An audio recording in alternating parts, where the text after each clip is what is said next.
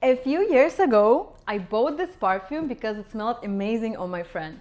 But when I tried it on myself, it smelled completely different. At first, I thought something was wrong with the perfume. Maybe I bought the fake one, or maybe it just didn't suit me. Raise your hand who had similar situation in their life. Then I started wondering, why did the same exact perfume smell so different on two people? Maybe you've had a similar experience, or maybe you smell a perfume that instantly reminded you of a person, a place, or even a moment of your childhood.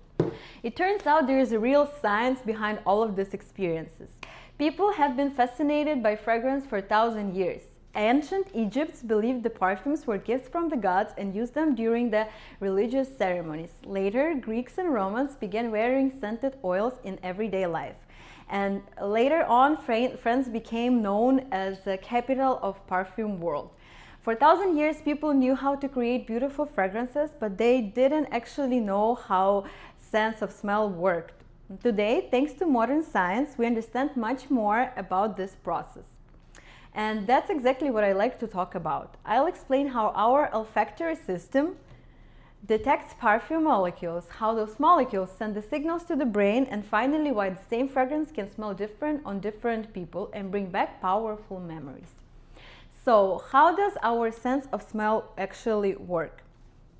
When we spray perfume, thousands of tiny fragrance molecules are released into the air, and as we breathe in, these molecules travel into our nose and reach a small area called the olfactory epithelium, right here. This area contains millions of olfactory receptors which are responsible for detecting different smells. You can think of these receptors as tiny locks and perfume molecules as the little keys. When the right key fits the right lock, the receptor creates an electrical signal and sends it to the brain.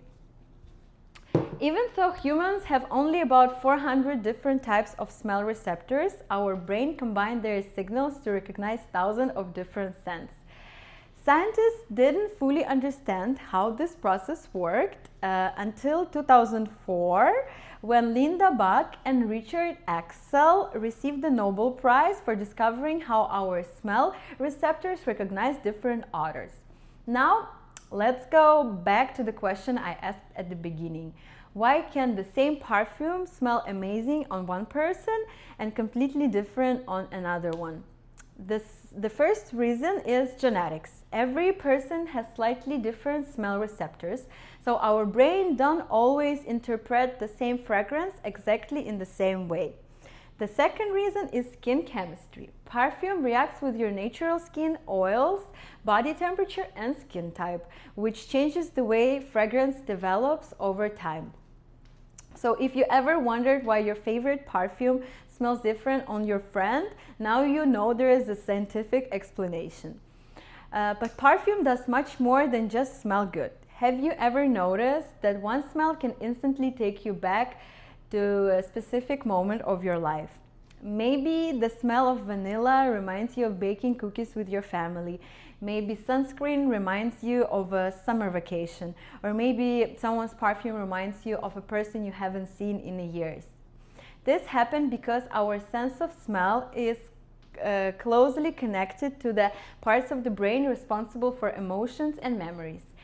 Scientists even have a name for this phenomenon. It's called Proust effect, which describes how a familiar smell can bring back vivid memories and I think that's what makes perfume so special. It's not just something we wear to smell nice. Every fragrance tells a different story to every person who wears it.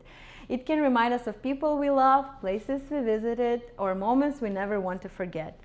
Now, when I smell this perfume, I don't think just about the fragrance. I think about chemistry, biology, and memories.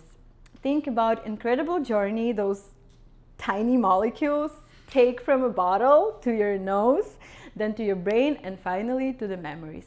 Thank you. Thank you.